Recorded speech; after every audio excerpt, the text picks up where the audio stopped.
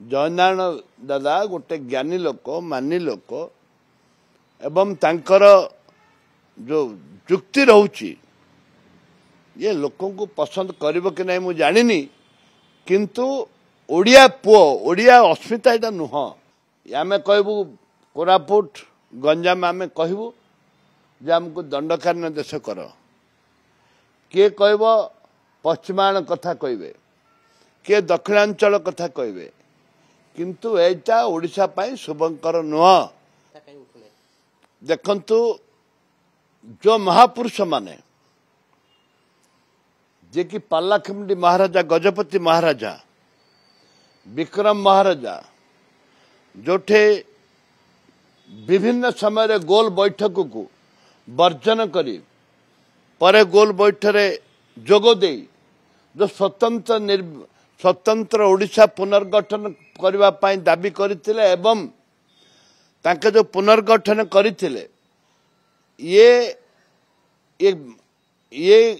भाग भाग करबा पाई विभिन्न परिस्थिति रे मुकाबला करबा पाई कर नथिले आमे कहबू कोरापुट गंजाम आमे कहबू जे हमको दंडकारण्य देश कर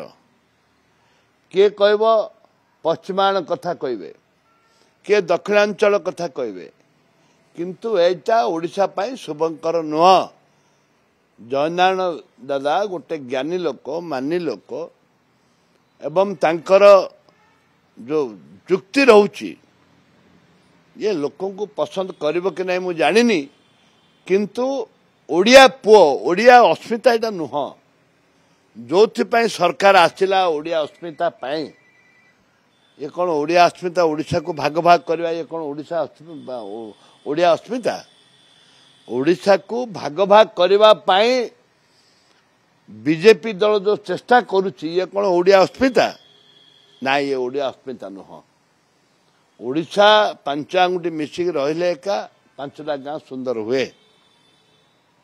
से निवेदन करिवे सरकार को तांको मंत्री पद जल्दी दे दियो डेप्यूटी चीफ मिनिस्टर कर अरे तम दल को प्रथम पांड्यान कथा उठेवा लोक सी ताकू तमे इग्नोर कर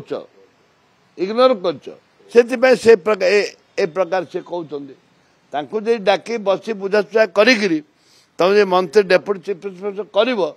ताहले जाइकरी से कथा उठेबेनी अखंड ओडिशार जदि बीजेपी करिथांता ताहले एपरी भाबरे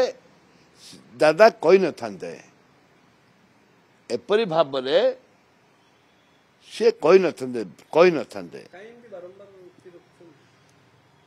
कौशल कथाटा से बारंबार कहउचंती ओडिशा को भाग भाग करबा पाए आज कौशली कथा उठिबो काल दक्षिणांचल कथा उठिबो परदिन पश्चिमांचल कथा उठिबो तार दिन उत्तरांचल कथा उठिबो